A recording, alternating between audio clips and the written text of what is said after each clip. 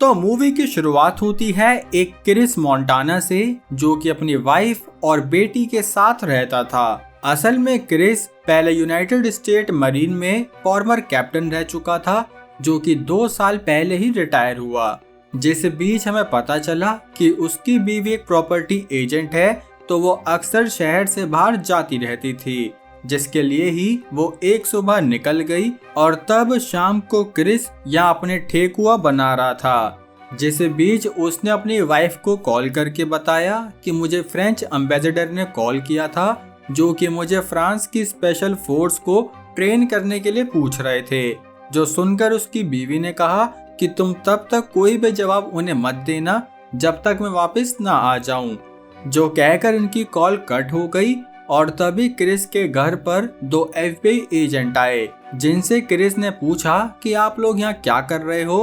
तो वो बोले कि तुम्हारी बीवी कोई प्रॉपर्टी एजेंट नहीं, बल्कि मैक्सिको के कार्टेल की एक मेंबर है, जिनका काम ड्रग्स को स्मगल करना और इलीगल ट्रैफिकिंग था। तब ये सुनकर क्रिस ने उन पर कोई विश्वास नहीं किया, क्योंकि वो अपनी बीवी के साथ पिछले 18 साल से था, तो वो जानता है कि उसकी बीवी ऐसा नहीं कर सकती।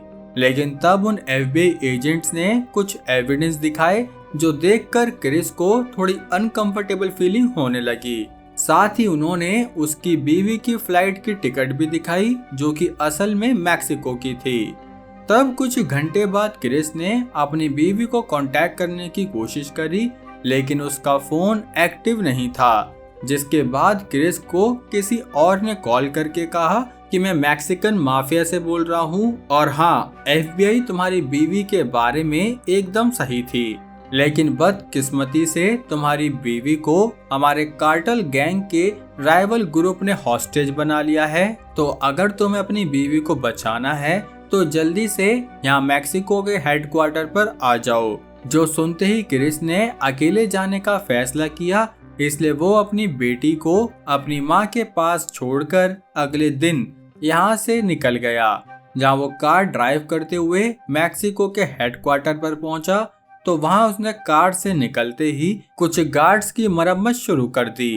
तब वो यहाँ लड़ते लड़ते अंदर आया, जहाँ उसे 2 शेफ भी दिखे, जो उससे कहने लगे कि अरे मालिक, हमें माफ कर दो, हम तो यहाँ बस भंडारे की आलू पूड़ी बनाने आए थे। तब ये सुनकर क्रिस ने उनकी आलू पूड़ी नहीं बांटी और वो यहाँ से अंदर पहुँचा, जहाँ वो सीधे इन लोगों की ठाकी टिकी करते हुए माफिया बॉस के कमरे में पहुँच गया। जहाँ माफिया बॉस जेम्स उससे बोला कि देखो, अगर तुम्हें अपनी बीवी को बचाना है तो उसके लिए सिर्फ एक शर्त है कि तुम्हें अगले 6 घंटे में हमारे लिए 6 काम करने होंगे। जो सुनकर पहले तो क्रिस ने मना किया, उल्टा वो तो जेम्स को मारने वाला था। पर तब जेम्स बोला कि अगर तुमने मुझे मार भी दिया तो तुम्हें तुम्हारी बीवी नहीं मिलेगी। जो सुनकर क्रिस जेम्स का काम करने के लिए मान गया। तब जेम्स ने बताया कि तुम्हें अगले 6 घंटे में हमारी 6 राइवल गैंग के माफिया बॉस को मारना होगा, जिनकी लोकेशन, नाम, पता सब कुछ जेम्स बताएगा, लेकिन मारने का काम सिर्फ क्रिस के हाथ में। और हाँ, उनको मारने के लिए वेपन वगैरह सब कुछ जेम्स प्रोवाइड कर ही देगा। तब ये सुनकर क्रिस अपने पहले असाइनमेंट के लिए जाने लगा, जिसके लिए उसने गैराज में जाकर अपनी कार उठा ली। तब उसने कुछ हथियार भी लिए और कार में घुसते ही उसे वो शेफ दिख गए, जो कि पहले से कार में छुपे हुए थे। तब क्रिस ने उन्हें यहाँ से बाहर निकलने के लिए कहा, जो सुनकर इन शेफ ने मना कर दिया। साथ ही वो बोले कि हम तुम्हें गाइड करते रहेंगे, तो प्लीज हमें अपने साथ ही रखो। जो सुनकर क्रिस उनकी बात मान गया और तब ये लोग अपने पहले टारगेट के लिए निकल गए। जिस बीच इन 2 शेफ यानी इन दोनों भाइयों ने बताया कि असल में ये दोनों अपनी बहन को ढूंढ रहे हैं, जो कि शायद ह्यूमन ट्रैफिकिंग के चक्कर में ही फंस गई है। तब क्रिस बोला कि हाँ, जल्दी तुम्हें तुम्हारी बहन मिल जाएगी। और ये कहकर ये अपने पहले टारगेट की लोकेशन पर पहुंच गए, जहाँ क्रिस ने इनसे कहा कि तुम कार में ही मेरा वेट करो, मैं उस माफिया लीडर को खत्म करके आता हूँ।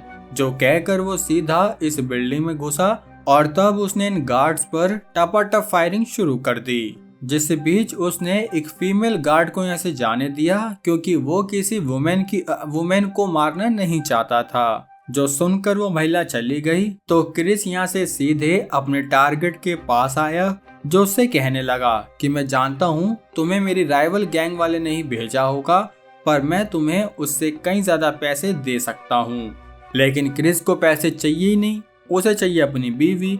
इसलिए तब उसने इस माफिया लीडर को मार दिया और उसकी स्नैप लेके सीधे जेम्स को भेज दी कि मैंने अपना टारगेट पूरा कर दिया है। तब ये कहकर वो अपने सेकंड टारगेट के लिए निकला, जो कि एक रेस्टोरेंट में बैठा हुआ था। जिस बीच क्रिस उस बिल्डिंग से निकलकर उन दो हलवाइयों से मिला तो बोला कि अब तुम लोग मेरे पीछे मत आना, जो कहकर वो एक दूसरी गाड़ी और सारे हथियार लेकर यहाँ से चला गया। लेकिन ये लोग इतने ढीठ थे कि दूसरी गाड़ी लेकर क्रिस का पीछा करने लगे। तब वो भी यहाँ से एक पार्किंग लॉट में पहुंचा, जहाँ से वो निशाना लगाकर अपने सेकंड टारगेट को खत्म करने वाला था। लेकिन तभी यहाँ वो दोनों हलवाई भी पहुंच गए, जिन्हें देखकर क्रिस गुस्सा हुआ, क्योंकि वो इस मिशन पर अपने साथ कोई भी कंपनी नहीं चाहता था। लेकिन उन भाइयों ने कहा कि हम तो अपनी बहन को ढूंढ रहे हैं, इसलिए तब क्रिस थोड़ा शांत हो गया। जिसके बाद उसने समझाया कि मेरे टारगेट काफी डेंजरस है, तो मैं नहीं चाहता कि इसमें किसी बेगुनाह की जान जाए। जो कहकर वो यहाँ से इस बिल्डिंग के टॉप पर आया और उसने अपने टारगेट पर निशाना लगा लिया, जो कि यहाँ एक रेस्टोरेंट में बैठा था। तब जैसे ही वो अपने ऑर्डर का वेट कर रहा था तो तभी क्रिस ने उस पर अपनी गोली चला दी, जिसके बाद अपना टारगेट पूरा करके वो वापस कार में जाने लगा। लेकिन तभी दूसरी तरफ से जेम्स के आदमी ने उससे कहा कि हमें दूसरे टारगेट की फोटो भेजो, जिस पर क्रिस बोला कि मैंने उसे दूर से मारा है तो फोटो नहीं मिल सकती। जैसे ये फोटो की लेमिनेशन करा के अपने घर की कुंडी पे टांगेगा। वाह भाई। खैर क्रिस को तो अपनी बीवी बचानी थी भाई, इसलिए वो फोटो देने के लिए भी मान गया। लेकिन जैसे ही वो ऐसे निकलता कि तभी यहाँ पर एक ग्रुप क्रिस को ढूंढने पहुंचा। असल में क्रिस ने जिस माफिया बॉस को खत्म किया ये उसके ही गुंडे थे, जो कि यहाँ क्रिस को मारने आए। लेकिन क्रिस पहले तो छुप गया, पर उसके बाद उसने इन सबको एलिमिनेट किया। लेकिन इनको एलिमिनेट करते करते उसके खुद की गोली खत्म हो गई, जिस बीच यहाँ पर उसकी सिर्फ एक ही गार्ड बची हुई थी, जो कि असल में और कोई नहीं बल्कि वही महिला थी जिसको क्रिस ने कुछ देर पहले जाने दिया था। तब वो उससे बात करते करते उसके पास आया और तभी उसके गोली चलाने से पहले ही उन हलवाई भाइयों ने इस महिला को पूरा हिला दिया, मतलब उन्होंने गोली चला दी। जिसके साथ ही ये दो मिशन पूरे हुए। तो तब क्रिस को अपने थर्ड टारगेट की फोटो मिल गई, जिसे मिलते ही उसने इन दोनों हलवाइयों को भी अपने साथ इनवाइट किया। तब जब ये लोग अपने तीसरे टारगेट के पास जा रहे थे तो तभी जेम्स ने क्रिस को कांटेक्ट करके कहा कि तुम्हारे पास अब कुछ ही घंटे बचे हुए हैं। साथ ही वो बोला कि तुम्हारी एक बेटी भी है ना, तो जल्दी से काम खत्म करो, पता चले तुम बीवी से भी गए और बेटी से भी। जो सुनते ही क्रिस बोला कि अगर तुमने मेरी बेटी को कुछ भी किया तो मैं तुम्हें नहीं छोड़ूंगा। इसलिए तब उसने ये कहकर फोन कट करके सीधा अपनी बेटी को फोन किया, जिससे बात करके उसे पता चला कि वो अभी तो सेफ है। इसलिए उसने अपनी बेटी और माँ से कहा कि आप लोग किसी होटल में रहने चले जाओ, क्योंकि यहाँ आपको खतरा हो सकता है। वहीं दूसरी तरफ क्रिस और ये दोनों हलवाई यहाँ पर अपने थर्ड टारगेट के पास पहुंचे, जहाँ पर ये उसकी हलचल को मॉनिटर कर रहे थे। असल में वो माफिया बॉस स्विमिंग पूल में जाने वाला था। तो तब क्रिस ने लोगों से कहा कि तुम दोनों यहीं पर रहकर नजर रखो, मैं इतने अंदर जाकर वो काम करके आता हूँ। जो कहकर वो जैसे ही अंदर घुसा उस माफिया बॉस के गार्ड्स को लुढ़का दिया, जिसके बाद उसका टारगेट बोला कि मैं जानता हूँ तुम्हें मेरे राइवल गैंग के आदमी ने ही भेजा है। जो कहकर वो पूल पर ऊपर आया। असल में उसका प्लान था कि वो बातों बातों में एक गन उठाकर क्रिस को मार दे, लेकिन क्रिस यहाँ सीधा स्विमिंग पूल में घुस गया। जिसके बाद जैसे ही टारगेट की गोलियां खत्म हुई तो क्रिस ने पूल से बाहर निकलकर इस टारगेट को भी पेल दिया। खैर तो तब उसने अपने तीसरे टारगेट की स्नैप लेकर सीधे जेम्स को भेजी और तब उसे अपना चौथा टारगेट मिला, जिसके लिए क्रिस ने दोबारा से इन दोनों हलवाइयों को बुलाया और ये लोग अपने चौथे टारगेट के लिए जा रहे थे। लेकिन अब इनके पास सिर्फ 30 मिनट ही बचे थे, तो ये जल्दी जल्दी से इस सारे काम को निपटाने लगे।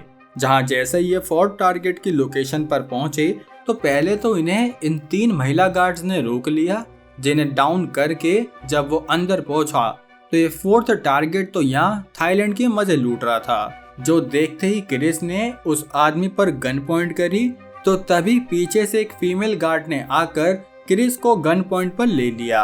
असल में फीमेल गार्ड इस माफिया बॉस की वाइफ ही थी। तब वो क्रिस से बोली कि अपनी गन नीचे रखो, लेकिन तभी यहाँ पर अचानक से इन लड़कियों में से ही एक ने गन उठाकर उस फीमेल गार्ड को शूट कर दिया और तब क्रिस ने भी एक गोली खाकर अपने चाकू से इस फोर्थ टारगेट को कंप्लीट किया। तब वो लड़की जिसने फोर्थ टारगेट की बीवी को मारा था, उसने क्रिस को अपनी फ्रेंड के घर पर इनवाइट किया, जो कि असल में एक नर्स थी, तो वो क्रिस का इलाज कर सकती थी। वहीं दूसरी तरफ 2 FBI एजेंट जो कि क्रिस के घर पर भी आए थे पहले, वो यहाँ से सीधा उस होटल में पहुंचे जहाँ पर क्रिस की बेटी और माँ रुकी हुई थी, जहाँ इन दोनों ने क्रिस की माँ को मार के उसकी बेटी को किडनैप कर लिया। दूसरी तरफ क्रिस और यह हलवाई अपना इलाज करवा रहे थे, जिस बीच सवाना ने बताया कि क्रिस तो अच्छा आदमी है क्योंकि उसने हमारी जैसी काफी लड़कियों की इज्जत बचाई।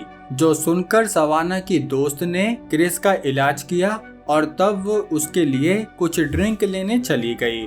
जिसे बीच इन दोनों हलवाई भाइयों ने देखा कि सवाना की दोस्त ने एक नेकलेस पहना हुआ है। जो देखते ही उन्होंने पूछा कि आखिर तुम्हें नेकलेस कहाँ से मिला था, जिस पर वो बोली कि उसे ये नेकलेस उसकी माँ ने दिया था जब वो 10 साल की थी। तब ये सुनते ये दोनों भाई रोने लगे क्योंकि असल में जो इनकी बहन गायब हुई थी वो सवाना की दोस्त ही निकली। तब ये देखकर क्रिस खुश हुआ और वो अपने अगले टारगेट के लिए प्रिपेयर करने लगा। जिस बीच ये दोनों हलवाई बोले कि हम अभी भी तुम्हारी मदद करना चाहते हैं, लेकिन क्रिस ने उन्हें मना कर दिया कि तुम दोनों अपना गोल पूरा कर चुके हो तो प्लीज अब तुम इस खतरे से दूर रहो। लेकिन फिर भी वो दोनों क्रिस के साथ आने की जिद करने लगे। जो सुनकर क्रिस इन्हें लेकर अपनी अगले टारगेट के लिए जाने लगा तो तब जेम्स ने उसे 5th टारगेट की लोकेशन दी। साथ ही वो बोला कि अब तुम्हारे पास 30 मिनट से भी कम समय बचा है, लेकिन हाँ एक खुशखबरी है कि 5th टारगेट की लोकेशन वाली जगह पर ही तुम्हें 6th टारगेट भी मिल जाएगा। जो सुनकर क्रिस को ये राहत हुई कि वो जल्दी से एक ही लोकेशन पर जाकर अपने बचे हुए टारगेट को खत्म कर सकता है। और असल में लोकेशन एक जंक यार्ड की थी जहाँ पर एक बूढ़ा आदमी क्रिस का 5th टारगेट था। तब वो बूढ़ा अपने क्लाइंट का वेट करने लगा। जिस बीच जैसी वो क्लाइंट सामने आई तो वो और कोई नहीं बल्कि क्रिस की बीवी ही निकली। और असल में वो कोई किडनैप नहीं हुई थी, बल्कि वो तो यहाँ इस ओल्ड मैन से कुछ लड़कियों का व्यापार करने आई थी। वैसे क्रिस की बीवी का नाम है सारा, ठीक है। तो सारा यहाँ पर इस बूढ़े से एक डील करने आई थी। खैर तो अब ये लोग उस ग्रेवयार्ड के पास पहुंचे जहाँ पर क्रिस ने बताया कि मेरे टारगेट उस कबाड़ के पीछे है, जहाँ ये लोग उन्हें मारने जाते कि तभी उसे उन 2 करप्ट FBI एजेंट्स की कॉल आई, जो बोले कि तुम्हें अपना टारगेट जल्दी से पूरा करना होगा वरना हम तुम्हारी बेटी को मार देंगे।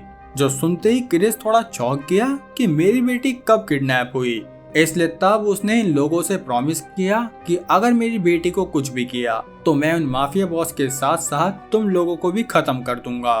वहीं दूसरी तरफ सारा ने इस बूढ़े आदमी को पैसे ट्रांसफर कर दिए क्योंकि वो इस बूढ़े आदमी से इन लड़कियों को खरीदने आई थी। जिस बीच ही क्रिस ने इस बूढ़े आदमी पर अटैक करके इसे यही मार दिया और तब वो अपने 6th टारगेट यानी सेरा का पीछा करने लगा। जहाँ जैसे ही वो सामने आई तो क्रिस ने एक्सपेक्ट भी नहीं किया था कि असल में लास्ट टारगेट खुद उसकी बीवी ही है।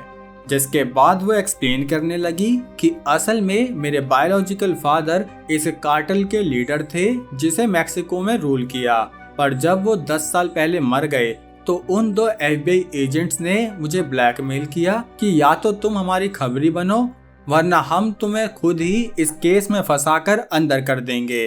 साथ ही उन्होंने सारा को उसकी फैमिली तक की धमकी दी थी कि तुम जाओगी और तुम्हारा पति भी। जो सुनकर क्रिस ने उसकी बात तो मान ली, पर उसे काफी गुस्सा आ रहा था क्योंकि इस सब की वजह से इनकी बेटी किडनैप हो चुकी थी। जिस बीच ही उसने बताया कि तुम्हें पता है मुझे हमारी बेटी को बचाने के लिए तुम्हें मारना होगा। जो सुनकर सारा ने कहा कि तुम मार दो मुझे, क्योंकि शायद मैं यही डिजर्व करती हूँ।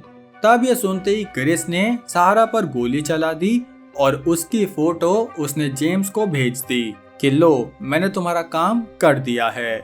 जिसके बाद वो अपने दोनों हलवाइयों के पास आया और बोला कि हमारा मिशन पूरा हो गया है, तो तुम लोगों को मैं गुड बाय कहता हूँ। जो कहकर वो यहाँ से सीधा जेम्स के पास पहुँचा ताकि वो अपनी बेटी को वापस ले सके। लेकिन जब वो वहाँ पहुँचा तो जैसे उन FBI एजेंट्स ने उसकी बेटी को छोड़ा तो वो ये भी कहने लगे कि आज तो तुम बहुत टूट चुके होगे क्योंकि तुमने अपनी बीवी और माँ को एक दिन में खो दिया है। तब ये सुनते ही क्रिस शॉक्ड हो गया कि मेरी बीवी भी मर गई है, इसलिए तब वो इन पर अटैक करने लगा। जिस बीच यहाँ जेम्स आया तो हमें पता चला कि असल में ये लोग यहाँ किसी को जाने नहीं देने वाले, उल्टा ये तो अब क्रिस को भी मार नहीं वाले थे। जो वो करते कि तभी यहाँ पर सहरा आ गई जो कि अभी भी जिंदा थी और तब हमें पता चला कि क्रिस ने सहरा पर गोली चलाने से पहले उसे एक बुलेट प्रूफ जैकेट पहना दी थी, जिसकी वजह से वो बच गई। और तब इन लोगों की आपस में क्रॉस फायरिंग होने लगी। और हाँ, ये दोनों अकेले नहीं थे, दो जने तो अकेले वैसे भी नहीं होते, सॉरी मतलब इन दोनों के साथ ये दो हलवाई भाई भी मिले हुए थे जिन्होंने इन माफिया बॉस पर खूब फायरिंग करी। तब वो माफिया बॉस जेम्स तो यहाँ से एक हेलीकॉप्टर में भाग गया, लेकिन वो FBI एजेंट्स यहीं फंस गए और तब सहरा और क्रिस ने मिलकर इन लोगों को मार दिया। जिसके बाद ये दोनों अपनी बेटी को यहाँ से लेकर निकल गए और तब कहानी 3 महीने आगे आई, जहाँ पर एक चाइनीज न्यू ईयर इवेंट के टाइम पर वो माफिया बॉस जेम्स अभी भी जिंदा था, जो कि एक कार ड्राइव करते हुए इस इवेंट से निकालने लगा। लेकिन जैसे ही कुछ लोग उसकी गाड़ी के पास से गुजरे तो तब उसे अपनी कार रोकनी पड़ी। जैसे बीच एक बाइक ने वहां रुककर जेम्स की गर्दन पर 6 इंच की लाइन खींच दी, जिसकी वजह से जेम्स यहीं मारा गया। और तब हमें पता चला कि असल में क्रिस और सहरा ने ही करवाया था। और हाँ, इस कांड में उन दो हलवाई भाइयों ने भी साथ दिया क्योंकि उन्होंने इस पूरे कांड को अपने इन झंडों से छुपा रखा था। और तब इसके साथ ही ये कहानी यहीं एंड हुई दोस्तों। तो अब कहानी कैसी लगी लाइक कमेंट करके जरूर बताना। चैनल पर नए हो मेरे भाई तो सब्सक्राइब भी कर सकते हो। बाकी अब हम मिलेंगे हमारी अगली वीडियो में, तब तक के लिए जय हिंद।